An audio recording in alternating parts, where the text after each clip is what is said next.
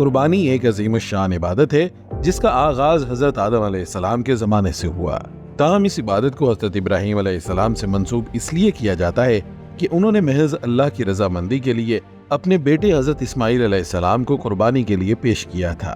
हुक्म शरीयत पर अमल करते हुए कुर्बानी करने के जहाँ उखरवी फायदे हैं, वहाँ दुनिया में भी इसके बहुत से फवायद हैं जिसका आज हम जिक्र करेंगे। कुर्बानी का सबसे बड़ा फायदा रोजगार के मौके हैं। कुर्बानी के लिए बहुत से लोग अपने घरों, बाड़ों या कैटल फार्म्स में जानवर पालते हैं। उनकी देखभाल के लिए मुलाजमीन रखे जाते हैं, फिर उनको मवेशी मंडियों तक पहुंचाने के लिए गाड़ियां किराए पर ली जाती हैं। इससे हजारों लोगों को रोजगार मिलता है।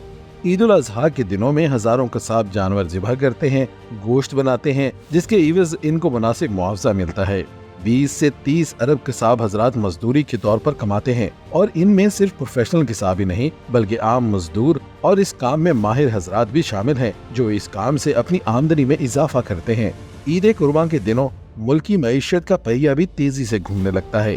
पाकिस्तानी कारोबारी मंडी में सबसे बड़ा कारोबार ईद उल अजहा के मौका पर होता है, जिसमें एक मोहतात अंदाजे के मुताबिक 3 से 4 खरब रुपए के मवेशियों का लेन देन होता है। ईद कुर्बान के मौका पर देहातियों और किसानों का चारा फरोख्त होता है। इनको साल भर जानवरों की देखभाल करने की मुनासिब कीमत मिलती है। लाखों से अरबों रुपए तक जानवरों को गाड़ियों में लाने और ले जाने वाले कमा लेते हैं और सबसे बढ़कर जानवरों की खाने महंगे दामों फरोख्त होती हैं, जिससे इंसानी जरूरियात की बेशुमार कीमती अशिया बनाई जाती हैं और बैरून मुल्क बेचकर ज़र मुबादला कमाया जाता है। ईद कुर्बान के फवायद गरीबों तक भी बराबर पहुँचते हैं।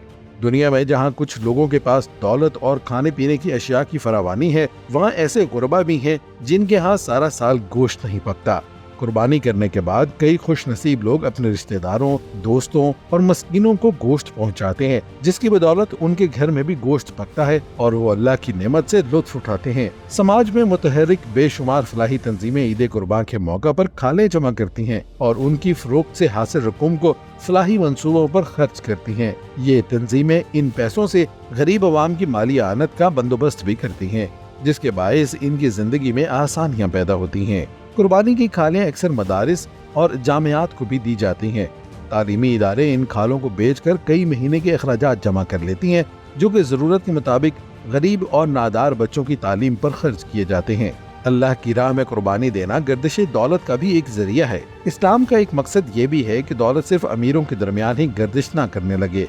ज़कात के सिलसिले में कुरान करीम में इसका वाज़ेह हुक्म मौजूद है। कुर्बानी भी इस मकसद की तकमील का एक अहम जरिया है, क्योंकि इससे दौलत की गर्दिश अमीरों की बजाय मुआशरे के तमाम तबकात तक होती है।